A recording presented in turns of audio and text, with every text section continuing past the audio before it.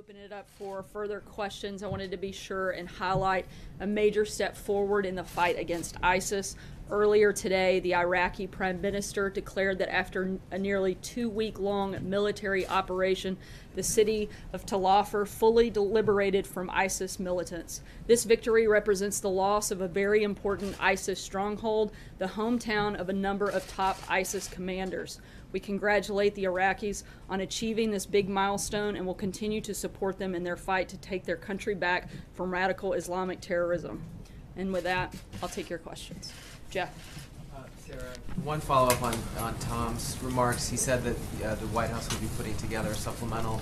Do you have a sense of when you'll submit that to Congress? And then secondly, can you confirm reports that the president has leaning towards or deciding to end DACA, and what are the ramifications of that for the Dreamers? I'll take the first question in terms of supplemental funding. As Tom said, we're working with Congress. We're not going to get ahead of Director Mulvaney. He is working with them around the clock to make sure that process moves forward quickly and effectively.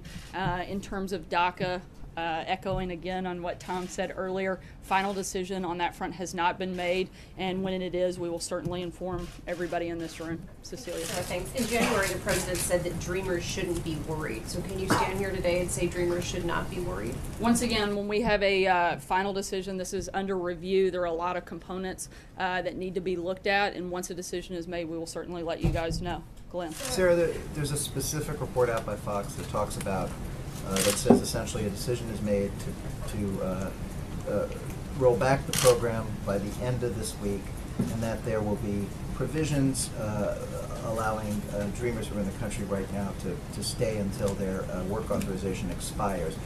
Are you specifically denying that report? No offense to your colleague from Fox News, but I think I'm a little bit better informed than they are in terms of when the White House has made a decision. And as I just said a moment ago, it has not been finalized, and when it is, we will certainly let you know. Hallie. Just on Glenn, can you at least talk about the timeline here? You've got these states that have said September 5th is when they will begin to continue this court action.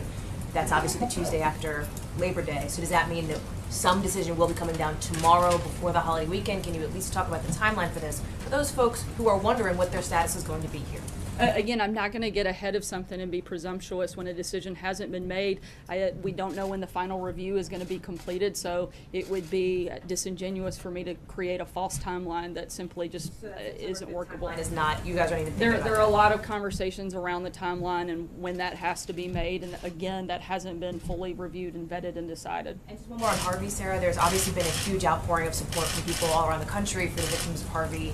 You've seen people lining up to volunteer. You've seen people donating tens of millions of dollars.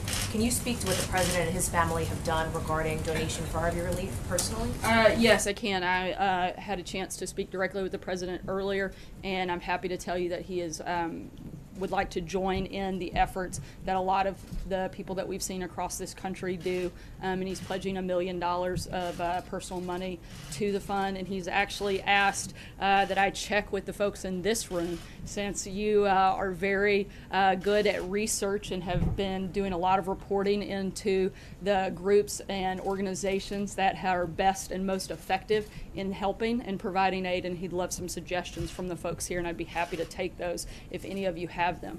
But as I said, he'll pledge proudly $1 million of his own personal money to help the people of both Texas and Louisiana. Organization yet, though? Thank you, Sarah. Previously, the president had said that he may return to Texas and may also go to Louisiana over the weekend.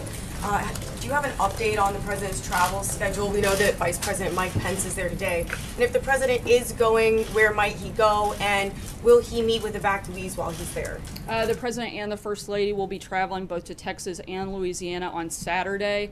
The specific cities and locations are being finalized. Hopefully we'll have that information for you later today. I believe as of right now, tentatively, he plans to be in the Houston area of Texas and possibly Lake Charles, Louisiana. But again, varying on conditions, that may change a little bit. That's a tentative plan at this point. On taxes before we move on as well.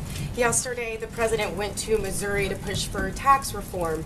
He has said, the administration has said that they'd like to see a bill before the House of Representatives in September. But there's differences between where the administration is and where House GOP leaders are. Do you still expect that to happen in September? As we've said before, this is going to be a big priority for the administration, certainly moving through the fall. The biggest part is that we make sure that we get it right and that we provide tax relief to middle-class America and that we help Americans across the board. That's the goal, and if we can do that by September, that would be great. Blake? Sarah, picking up on that, with the president hitting the road yesterday, he made it seem as if this should be a simple bipartisan fix. However, Democrats are saying that there should not be tax relief for those who are the wealthiest 1% of earners. Does the president believe that the wealthiest 1% deserve tax relief? The president laid out clearly what his big priorities were yesterday. I'll be glad to repeat those. Permanently reducing tax rates, encouraging entrepreneurs to invest, simplifying the process, incentivizing American companies to bring back jobs and profits. The president is focused on helping all Americans across the board. The biggest priority he has is on helping middle-class Americans and making sure more of those people keep more of their money. Does the White House think working with Democrats on this is reasonable or likely? I mean, they're already laying down the marker for where they stand. You just said for all Americans, presumably that includes the top 1%. I would love for Democrats to want to help all Americans. I don't know why they would ever want to be against that. Certainly helping more Americans have more money that they worked hard to earn in their pocket. I don't know anybody that would want to be against that. So hopefully they will be reasonable and want to come to the table. Matthew. Thanks, Sarah. I have a tax reform question, but first just quickly about that charitable donation. Will that be coming from Trump personally as opposed to the Trump Foundation or the Trump organization? I know that the president, he said he was personally going to give. I don't know the legal part of exactly that, but he said his personal money, so I'd assume that comes directly from him. And on tax reform, if I may, Secretary Mnuchin said earlier that the administration is going to release a blueprint on tax reform that will then go to Congress. When can we expect that? How much detail will that go into? And how is that a change from letting Congress take the lead on actually drafting the legislation? Again, as both members of the administration and the president have said, our job is to lay out the core principles, the primary pillars that we want to see in tax reform. It's Congress's job to legislate. So we want to work through that process and allow them to actually do their jobs. We're going to do our jobs and lead the conversation, set the table, set the priorities, and let them do their job and legislate, get it passed so that the president can sign it. John Decker. Will see that blueprint? I think we've already been laying out a lot of those principles. That's the foundation, and we'll continue to add to that. John. Thanks, Sarah. Is this push for tax reform the priority for the president and the administration right now? Have you put the repeal and replace effort to the side for the moment to focus exclusively on your tax reform proposals? As the White House, I don't think you ever get to exclusively focus on only one issue. It's certainly one of the top priorities for the administration moving into the fall. But as we've said many times before, we can walk and chew gum at the same time, and we plan to push through a lot of different things throughout the fall. John? Just one thing, Sarah, if I may. On repeal and replace, as you know, you received no Democratic support in either the House or the Senate. As far as tax reform is concerned, are you expecting a different result? Do you think you can get Democrats to support some sort of legislation that comes forward from both houses of Congress? As I said a minute ago, I would certainly hope so. I don't know why any Democrat would be against wanting to provide tax relief for hardworking Americans, particularly those in the middle class. I think it would be a very sad and a big mistake. John Gizzi. Yeah. Thank you, Sarah. Just one question. Just one on politics. The president gave a very strong endorsement through Twitter of Senator Luther Strange in his bid for nomination in the special election. The runoff is coming up in September 26th. There have been published reports that the president is backing away from that endorsement and not taking sides, which would make him the first Republican president in 47 years not to back an incumbent senator for another term.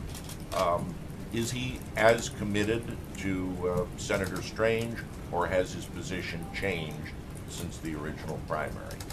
Due to the legal restrictions that I have. I cannot answer anything political from the podium, so I have to leave that to outside folks and the president himself to answer that. Catherine? Oh, walking back to you. Today in an interview said, was asked about plans to put Harriet Tubman a $20 bill. He was vague in his answer. During the campaign, the president called this pure political correctness.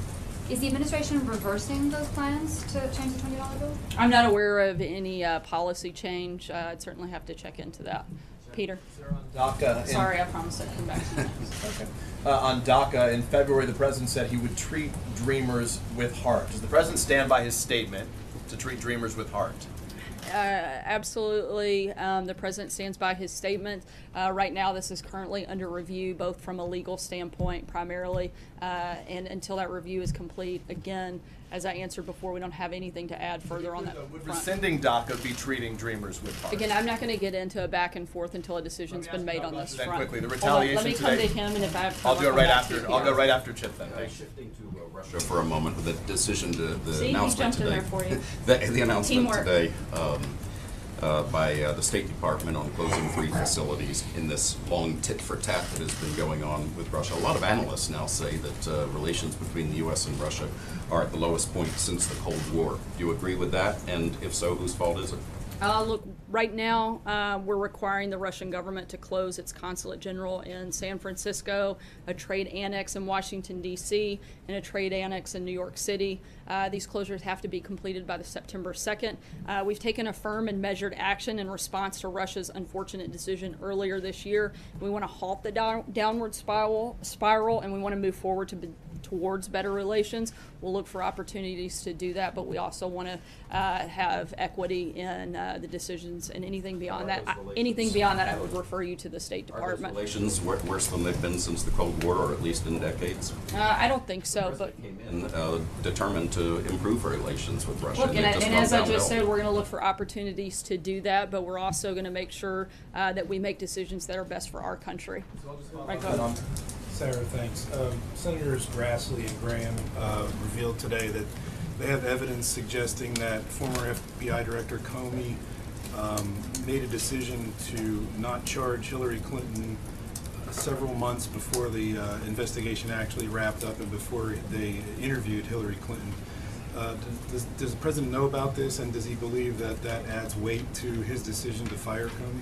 I'm not sure if he is aware of that revelation, but if it is as accurate as they say it is, I think that would certainly give cause and reason that Jim Comey was not the right person to lead the FBI, and hopefully all of your colleagues will follow suit in covering that story. Zeke. Just following, go back to tax reform real quick. You mentioned the president laid out a bunch of core principles. One of those, presumably, the effects of whatever the tax plan is on the budget. Has the White House taken a position on whether the tax plan needs to be revenue neutral, or is the White House willing to accept a tax plan that would essentially raise the deficit? The president's talked a lot about the deficits over the course of his campaign in the White House. So, is he laying down the marker there? Not at this time. I don't have any further announcement on that front. Fred. Oh, thanks, sir. A couple questions on Obamacare. Some governors today came out in favor of a sustainability approach that's been talked about among even some Republicans in the Senate. I want to ask you, would the administration outright oppose any type of Obamacare bailout for insurance companies? I can't imagine that it would be something we would want to be involved in, but I would have to refer you to HHS specifically on that question. And secondly, the president tweeted in July, I believe, that talked about taking away the Obamacare exemption for members of Congress and staff. Is there anything that would stop him from taking that action now? I mean, he's something that could be done executively. Why hasn't that been acted on? I think that's something he is certainly still considering. Alex. Policy. The UN said that last week a Saudi-led coalition in Yemen killed 42 civilians.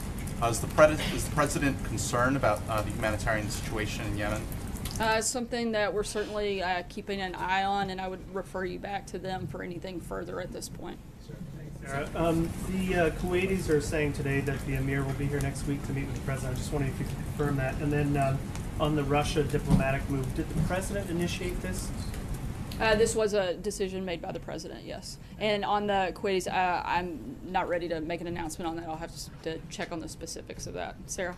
Sarah, the president has made clear that he believes all options are on the table when it comes to North Korea and has seemed to indicate that the military option is certainly among them. But is negotiating still on the table?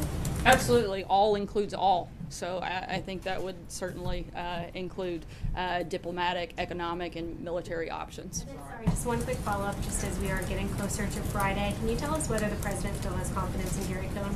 Yes, the president is working hand in hand with Gary and the rest of his team on tax reform. As I've said several times earlier today, that's a big priority for the administration moving into the fall, and Gary is an integral member of the team leading that effort.